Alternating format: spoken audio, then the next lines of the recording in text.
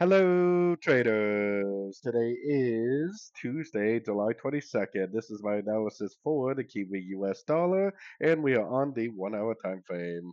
So, on the Kiwi dollar, the trend did turn up on the daily, at least temporarily. We have a nice impulsive move up on the 1 hour. We have what looks like one, two, three waves down.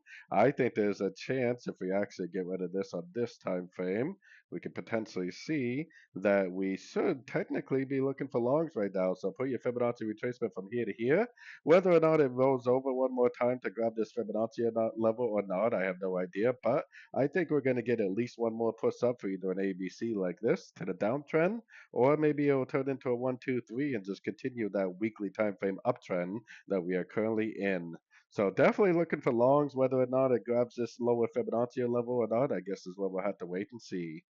So, anyways, don't forget to check out my free Discord channel, linked down here in the corner. Take a look at my website, fxpipcollector.com. And as always, thank you for watching and happy trading.